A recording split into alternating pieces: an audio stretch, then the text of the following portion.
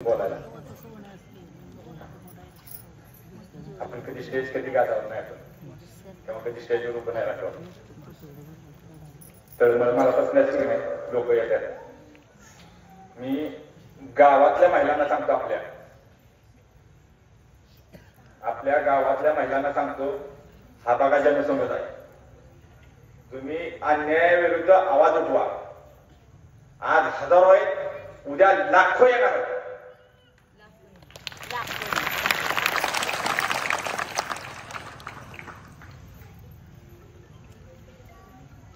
काय महिलांना आपल्या इथं सभेला यायचं होतं बरं का. बऱ्याच जणांचे फोन आले, आम्हाला जरा घरनं बोधरेशन आहे, घरनं येऊन देत नाहीत, धमकावलं जातंय. तुमच्या आमच्या घरी काही मुली नाहीत का हो? तुमच्या आमच्या घरी मुली नाहीत का? रोड ना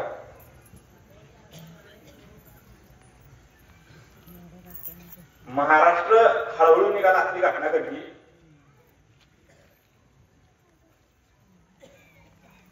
त्या दिवशीपासून अजून खुसखुस की त्या दिवशी असणाऱ्या महिला, तो युवक वर्ग म्हणल्याने स्टंट केला. स्टंट केल्याची भाषा बोलताय. उद्या ना महिला त्याच्या कुठं आहेत? स्टंट होता का होतो आपला? स्टंट होता का?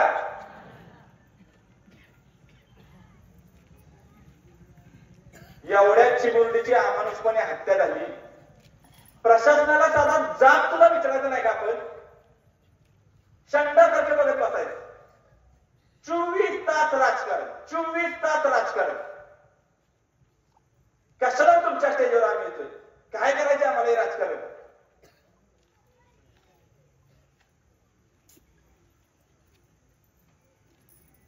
त्या दिवशी घडलेली घटना आणि त्या दिवशी घडलेला तो विषय हा उद्रेक होता. जनभावनेतून लोकांच्या मनातून निघालेला, आणि तो उद्रेक होणारच होता. तो स्वाभाविकच आहे. बरीच लोक म्हणत होती शांत बसा, शांत बसा, कालवा करू नका, पिटवू नका. असले लोकांचे उद्गार. शांत बसायची गोष्ट आहे का ती? आहे का शांत बसायची गोष्ट? महाराष्ट्राला कळला नसता विषय हा.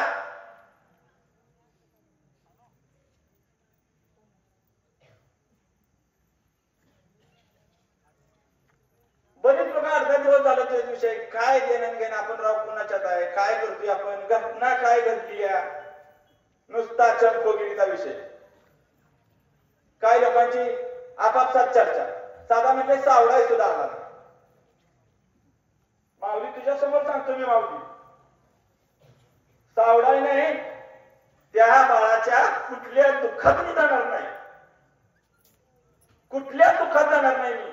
मला फुकटचं सांगतोय नको आहे का बनव? फुकटचं सांगतोय ना बाई मला. ज्या 2 चिमुकलींना न्याय मिळेल का नाही, त्यावेळेला त्याच मोठ्याला घरी जाऊन श्रद्धांजली वाहून मी.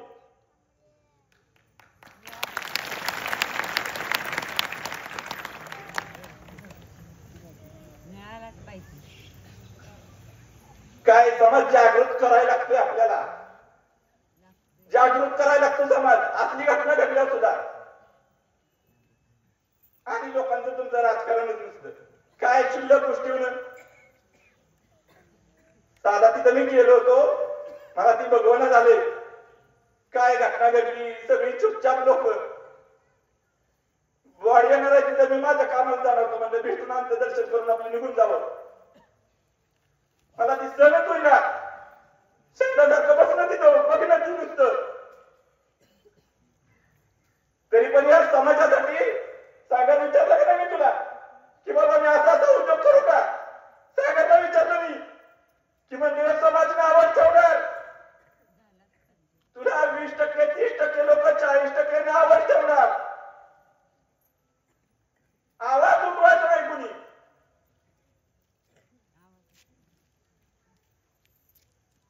साधा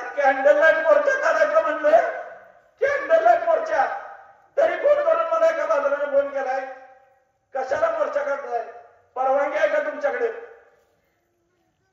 कॅन्डल लाईट मोर्चा करायला लोक म्हणतात गावात ताणतणावाचं वातावरण निर्माण होतंय.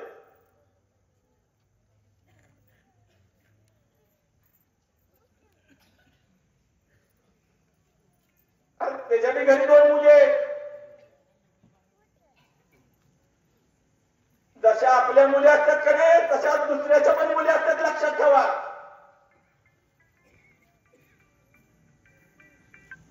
कोण फोन करून म्हणते त्या दिवशी पेटवलं, मोर्चाला आला नाही, पळून गेला. अरे तुमची भावनाच नाही कळली. गरीबाला न्याय नाही मिळणार कधी बरं का.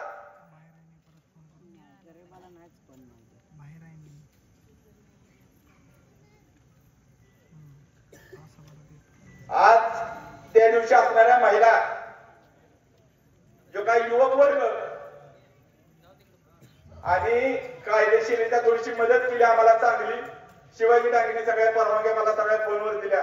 प्रशासन साधं परवानगी सुद्धा देत नव्हतं त्या मोर्चाला आत्ताच्या. तुम्हाला 24 तास राजकारणच दिसतंय. आज ही सभा आयोजित करण्याचं सगळ्या टीमचं, महिलांचं माझं एकच उद्दिष्ट आहे की मला आज या छोट्याशा सभेतून, सोशल मीडियातून अख्ख्या महाराष्ट्राला मला काहीतरी सांगायचंय. महाराष्ट्राला मला काहीतरी सांगायचंय. त्याचे काही पुरावे मी आणले कोर्टाचे.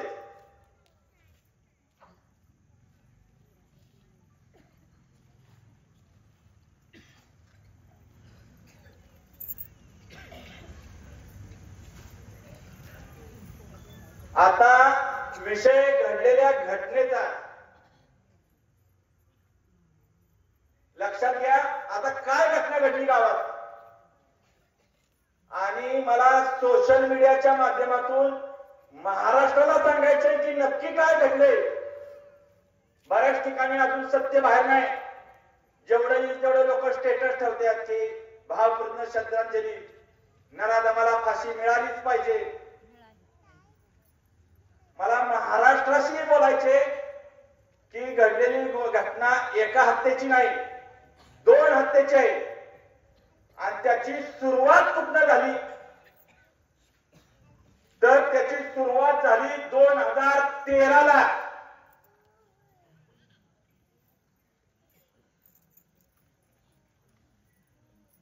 रडू नका, असताना तुमच्या बरोबर का जाऊन 2 लोक नुसती फुकटची आंदोलन करायला येतात.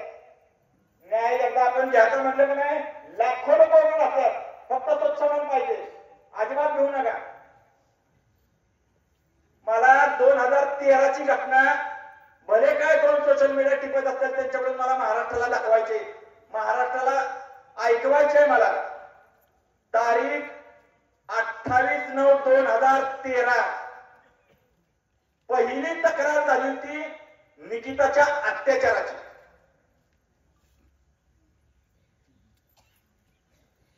तक्रारदार स्वतः मी मुद्दाम जाणून बुजून आणले. कसं का होईना एका मोबाईल मधून ह्याच्यातून इकडून तिकडून तरी महाराष्ट्र बघेल नक्की काय चाललंय.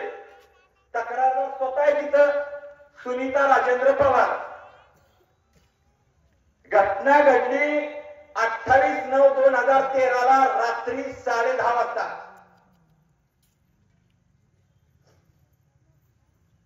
आणि त्याचा तपास सुरू झाला 29ला सकाळी पहाटे 2:30 वाजता. त्यावेळेचे तत्कालीन एका होते त्यांच्या अध्यक्षतेखाली झाला. मला वाटतं काहीतरी कदम होते बहुतेक, त्यांच्या अध्यक्षतेखाली पहिला घटनेचा तपास चालू झाला. लक्षात घ्या मला काय म्हणायचे महिलांना खास करून, कारण की आपल्याला या सभेतून हित विषय संपवायचा नाही. लक्षात घ्या, नाही आपल्यावर कोण आलं तर चालेल, आपण महिला फक्त घेऊन जाऊ. आपल्याला हित विषय संपवायचा नाही. महाराष्ट्र ऐकणार आहे. आज घटना घडली 28/9/2013 रात्री 10:30 तक्रार केली. त्याच वेळेला पीडित मुलगी आहे त्या कपड्यांवर पोलीस स्टेशनला हजर व्हायला पाहिजे होती. पीडित मुलगी आहे ती रात्री 10:30ला घटना घडल्यावर आहे त्या कपड्यांवर पोलीस स्टेशनला हजर व्हायला पाहिजे होती, पण तसं काही झालं नाही. या आहेत सुनीता पवार थोड्याशा आडाने, त्यामुळे तसं काही ती शक्य झालं नाही.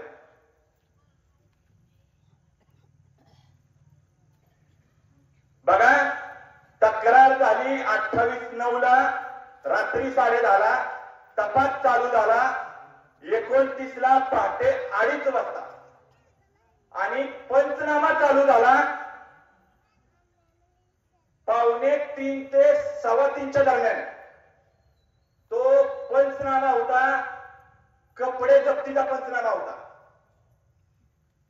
कारण पीडित मुलगी कपडे बदलून पोलीस स्टेशनला गेली. 2013ची घटना आहे बरं का. अजून त्यात एक विशेष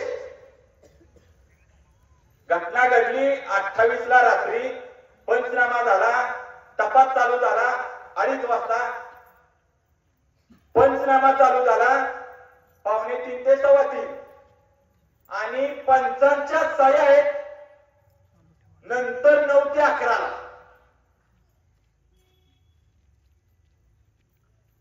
जेव्हा कोर्टात केस उभी राहिली का नाही,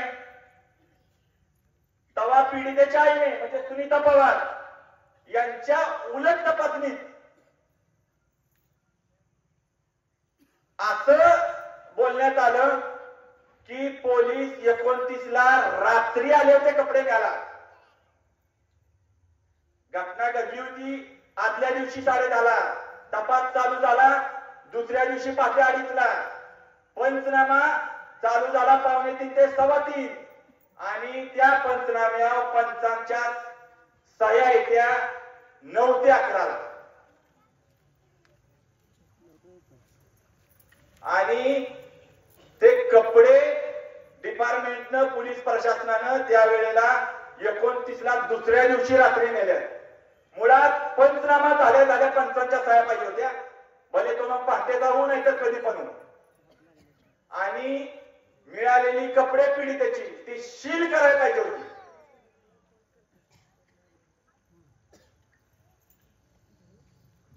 पण पोलिसांनी त्यावेळेला तसं केलं नाही. तिथंच पोलिसांवर मला संशय आहे, तिथंच मला पोलीस प्रशासनावर संशय आहे. एवढं सगळं होऊन सुद्धा जेव्हा फॉरेन्सिक वाल्याकडे ती कपडे गेली, लक्षात घ्या, जेव्हा ती एक फ्रॉक होता मुलीचा तो फॉरेन्सिक वाल्याकडे गेला,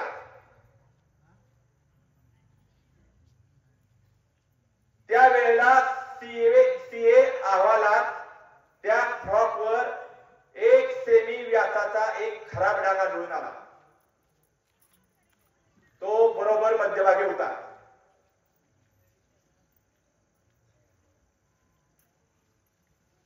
आणि त्याचा रक्तगट AB होता. AB असल्याच्या दिसून आले. हे कोर्टाचं म्हणणं आहे बरं का, मी काय हवेत गोळ्या काढत नाही, माझ्याकडे पुरावा आहे तसा.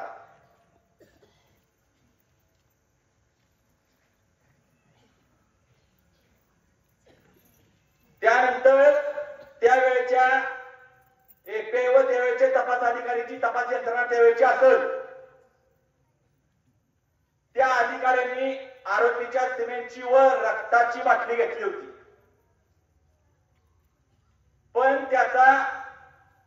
पण तसा रासायनिक विश्लेषकांचा अहवालच आला नाही. त्यामुळे नमुने घेतले का नाही यावर सुद्धा शंका आहे. 2013ची घटना ही मी सांगतो, याच्यानंतर पुढे पुढे काय झालं ऐका फक्त.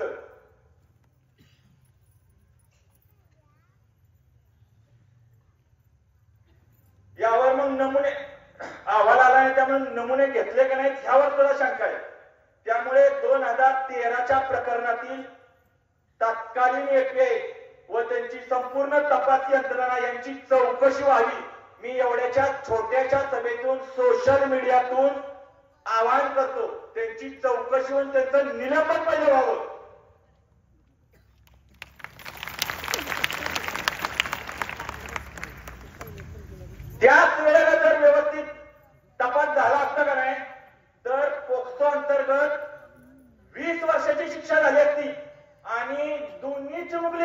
वाचले असते, एकीचा नव्हे, दोन्हीचे मुगलीचे जीव वाचले असते.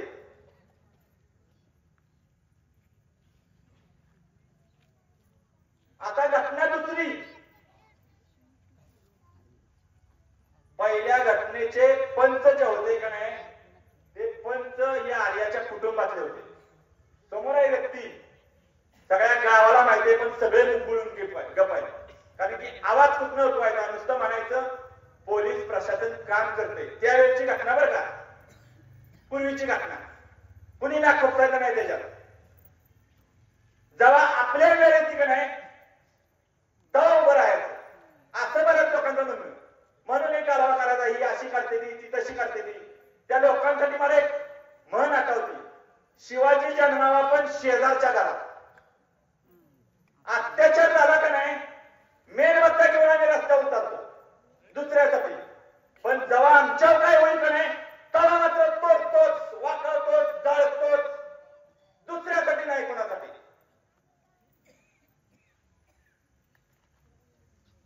आता घटना दुसरी, निकिताच्या हत्येची. लक्षात घ्या, कुणाला कसं काय भोगायला लागतंय, कुणाला कसं काय भोगायला लागते मला आज सांगायचे. 15 फेब्रुवारी 2024 ला निकिता बेपत्ता झाली आणि तिची बॉडी 3 एप्रिलला सापडली. म्हणजे या सर्व कालावधीत बऱ्यापैकी एक 50 ते 52 दिवसाचा कालावधी, 50 ते 52 दिवसाचा कालावधी. त्यावेळेचे तेपे तेल तुंबडे होते. पहिलं त्यांना निलंबित केलं पाहिजे. एक पोलीस स्टेशनच्या शेजारचं गाव आहे 5 किलोमीटर, एक मुलगी बेपत्ता होती. तिचा तपास सुद्धा होत नाही. तक्रार दिली का नाही, त्याच्या दुसऱ्या दिवशी हा सागर त्यांना घेऊन गेला होता.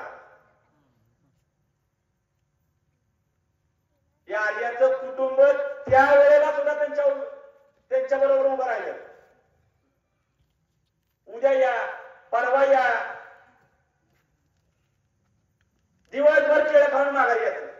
घटना काय आहे तर एक मुलगी बेपत्ता आहे. 3 दिवस झाले, 4 दिवस झालं, हीच घटना घडली, हीच रोज चाललंय. तिथनं जायचं, आज त्या महिलेवर हेनं जायचं, आज त्या महिलेवर त्यांच्या पाहुण्याने 1 दिवस जायचं. 1 दिवस मात्र आपल्या गावातीलच एक महिला उज्ज्वला निकम, मला वाटतंय, यांना घेऊन सातारला एसपी ऑफिसला गेल्या. मग माघारी आल्यावर तपास चालू झाला, मग सूत्र हल्ली. म्हणजे गरीबाला न्यायच नाही करा बाबा.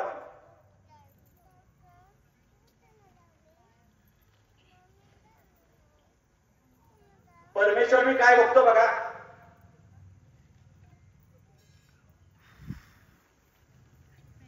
मुलगी बेपत्ता झाली होती 15 फेब्रुवारी 2024 ला, बॉडी सापडली 3 एप्रिलला दिसली. त्या सुद्धा घटनेत परमेश्वरानं ही आर्याचं कुटुंबच पुढे आणलं, कुणीही आलं नाही उभं.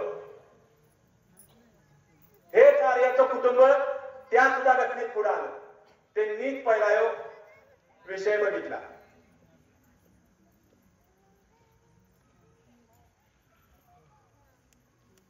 जवळजवळ मला वाटतंय 52 दिवसाचा विषय होता. 52 दिवसाचा बॉडी ज्या वेळेला सापडली, पवार बिवार होते, मला वाटते संतोष पवार कुणीतरी गेले होते. ती ज्या वेळेला बॉडी बाहेर काढली त्यावेळेला अतिशय खराब अवस्थेत होती बरं का. पण तरी सगळ्या पण ग्रामीण भागातल्या महिला आहेत, ऐकणारी लोक आहेत. 52 दिवस त्याची पाण्यात नव्हती बरं का. साधारण ते 10-15 दिवस असेल, जास्तीत जास्त 20-25 दिवस, महिनाभर असेल.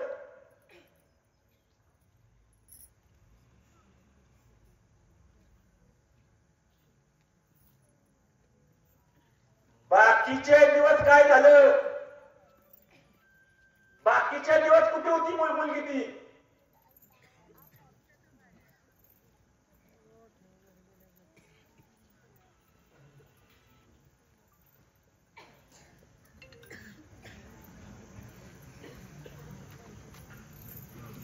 त्यावेळेच्या प्रशासनानं अक्षरशः ढिसाळ कारभार केला, तरी सुद्धा एक हत्या वाचली. बाकीच्या दिवस मुलगी कुठं होती अजिबात त्याचा तपास केला नाही.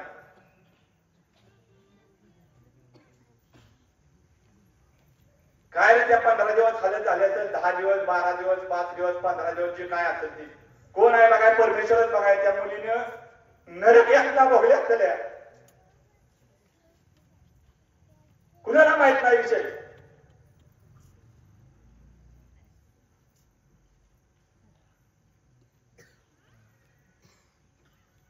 त्यावेळेला सुद्धा त्या घटनेला निकिताला न्याय द्यायला या आर्याचंच कुटुंब होतं आणि त्यांना ही किंमत मोजायला लागली. एक गरीबच, एक सामान्य माणूसच सामान्य माणसाला उभा राहिला, एकही पण त्यावेळेला आला नाही. आपण एखाद्याला मदत करतो म्हणून ही घटना घडली आहे.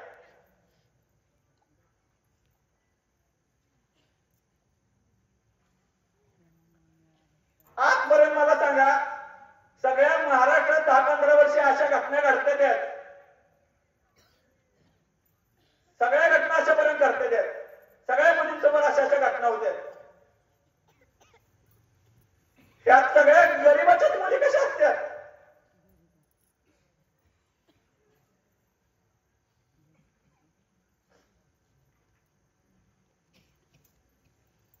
कुणा श्रीमंताच्या मुली कशा नसतात? यात गरिबांचे जीव असे फुकट झाले, फुकट. त्यांचे तपास सुद्धा होत नाही. बेपत्ता झाल्यावर 2-2 महिने तपास होत नाही. काय माहित माझा आवाज जातोय की नाही सरकारपर्यंत, पण ते 2 पोलीस एका महिने निलंबित झाले पाहिजे. मी आताशी सुरुवात करतोय. नशिबाने साथ दिली तर याला वळवळ पेटायला वेळ लागणार नाही. माझ्या डोक्यात एकच, या मुलींना न्याय मिळवून द्यायचे, म्हणून मी त्या दिवशी तसा आक्रमक झालो होतो. काय तोंडात माझ्या त्यावेळेला गेल्याशिवाय काय कुणाला इकडं तिकडं कुणाला लागल्या असलेल्या जाहीर सभेतनं माफी मागतो बाबा, पण राजकारण थांबवा.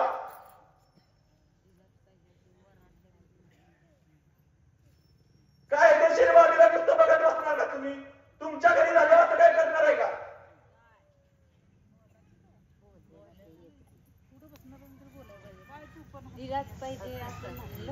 आज त्या मुलीला ही कुटुंब उभं राहिलं म्हणून त्या आर्याची परिस्थिती झाली. त्या बिचाऱ्या पोरीला, लहान पोरीला आई सुद्धा म्हणून दिलं नसेल, क्षणाचा जीव गेला तर तिला.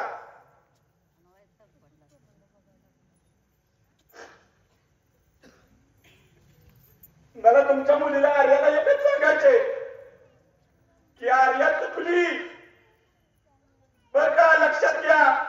आर्या चुकली. या सागरच्या घरी जन्माला येऊन, या सागरच्या घरी जन्माला येऊन बिचाऱ्यांच्या घरी ती पोरगी चुकली.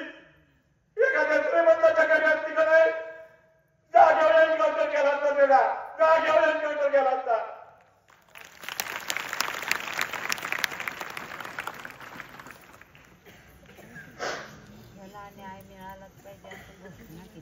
आता बसा, चार्जशीट दाखल होईल, पीसी मिळेल, काय मिळेल, 6 महिने चालेल, वर्षभर चालेल, आपण असंच न्याय मागत बसायचं. या घटना परत घडणार नाही, थांबणार. या घटना परत घडणार. आमच्या गावात साधं महिलांना सभेपासून यायला रोखलं जातं. जाऊ नका म्हणतात सभेला, न्याय मागायला रस्त्या उतरू नका म्हणतात. पोरांना सांगितलं जातं पुढे पुढे करू नका, पुढे पुढे बोलू नका.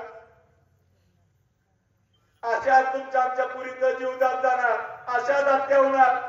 सरकार काय कायदा करणार नाही, पण गरीबाच्या मुलींना ती सगळं फळ बघायला लागणार. म्हणूनच मी बघायचं म्हणलं, आर्या तुमच्या घरात चुकली जन्माला, ती एका मोठ्या जनताला लगेच चक्राच्या जन्माला यायला पाहिजे होती घरात.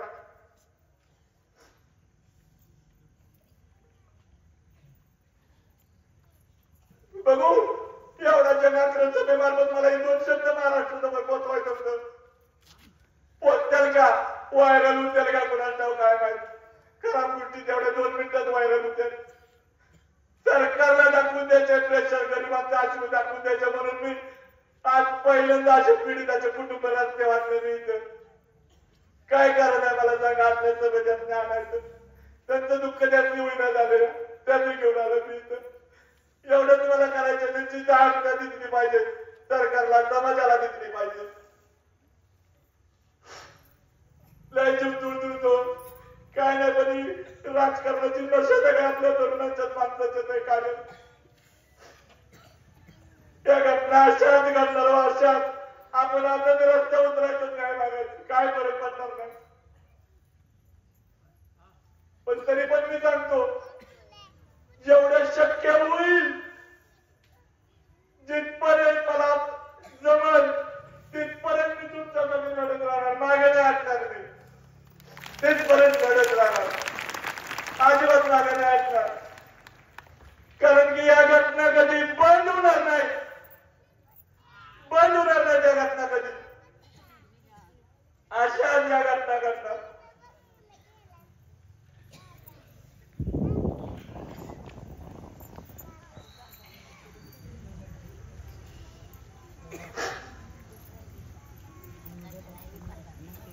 जनताला दांडग्यांचं सगळं होतं बाबांनो. आपलं सर्वसामान्य लोकांचं काय होत नाही. नाही तर काय जास्त बोलत वेगळं व्यासपीठावर बाबा. पण त्या दिवशी सगळ्या महिलांचा आभार मानतो. त्या दिवशी उपस्थित महिलांची तेवढी पोरं होती म्हणून तेवढा स्टंट झाला रे बाबांनो. नाहीतर गावाला काय देणं घेणं नव्हतं. तशीच त्या बॉडी आल्या तशीच गेली अक्षर का. कुणी विचारलं नसतं त्याला. कुणी कुठं मला विचारलं नसतं. हे सगळ्या पोरांचं मी उपस्थित महिलांचं मनापासून आभार मानतो. आवाज उठवायला बाबा तुमच्या आमच्या पुरी आहेत. आज नाव देवणार माझी बायकोला विरोध येतात आता. सगळ्यांच्या मुले आहेत सगळ्यांच्या. रस्त्यावर न्यायासाठी परत असं करू नका. परत दुसरी कुणी निघतात आणि आता तुझ्याबद्दल कधी असं करून देऊ नका.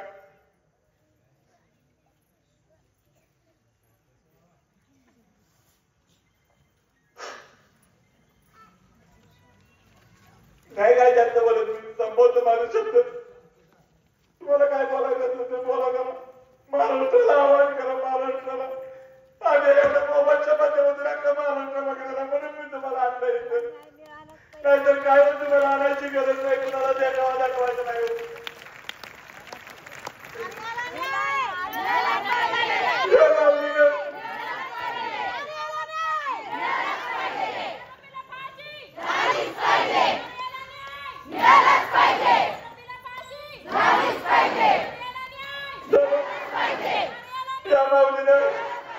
मला भाव मानल्यावर भाव तुम्हाला एक छोटं आवाहन केलं मी त्या दिवशी नुसतं ती कारवा केला म्हणून.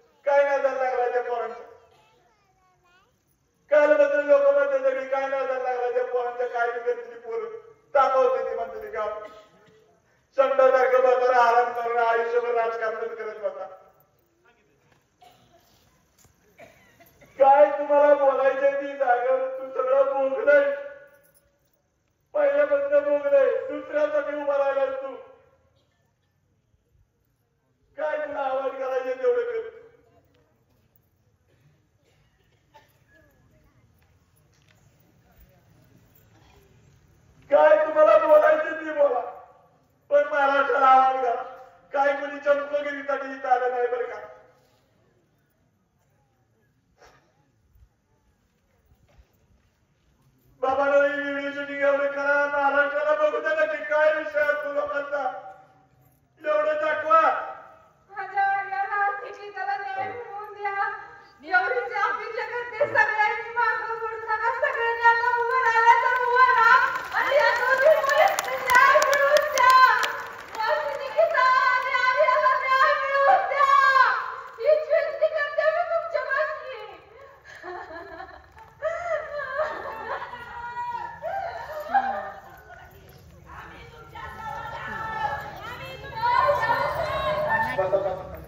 मला आता बोलायचं सुद्धा कॅपॅसिटी आहे. माझ्या मुलीची खूप स्वप्न आधुरी राहिली. आर्मी पोलीस भरती व्हायचं होतं माझ्या मुलीला. ती सगळी स्वप्न तुम्ही आधुरी. माझ्या मुलीला न्याय मिळायला पाहिजे आणि याला निकिताला न्याय मिळायला पाहिजे. बाकी काही नको. माझ्या मुलीला आणि आर्याला न्याय. मुलगी ती निकिता माझी विश्वाची बहीणच होती म्हणून ती तिच्या पाठीशी उभं राहिलं होतं. दोघींना न्याय मिळायला पाहिजे. त्याला फाशीची शिक्षा झाली पाहिजे. माझ्या मुलीला आई तरी म्हणून तिला असं गाव केलं.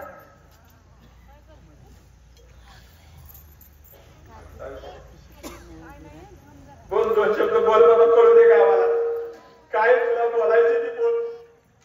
छोट्या छोट्याच्या क्लिप मुळे आता महाराष्ट्र बघणार. काय तुला बोलायची ती बोल. सांग एवढीच अपेक्षा आपली.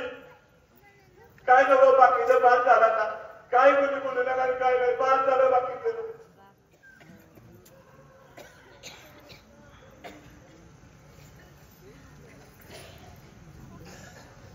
माझी आर्या अशी रक्ताच्या थरवळत पडली होती.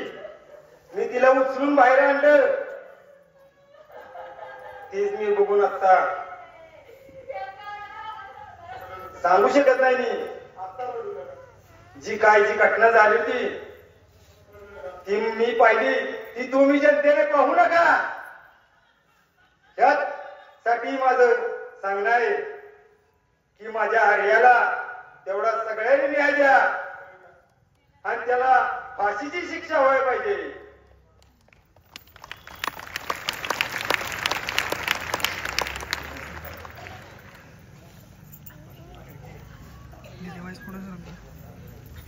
नुसत्या घोषणा देऊन नाही मिळत नाही. त्याला साथ द्यावी लागते.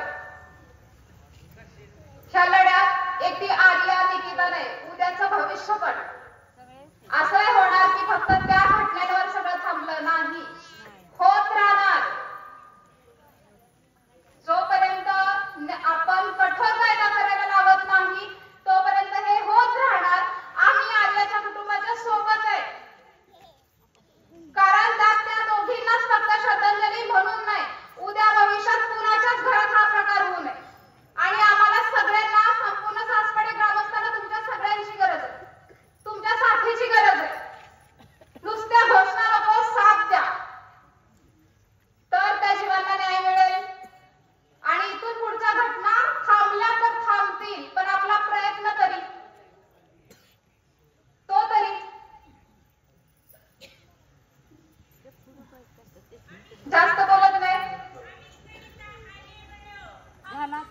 आता शांत राहा सगळ्यांनी. काय विषय आपण इथंच संपूया. 2 मिनिटं आपण त्यांना भावपूर्ण श्रद्धांजली आहे जागेवर उभे राहून 2 मिनिटं आपण त्यांना भावपूर्ण श्रद्धांजली अर्पण करूया.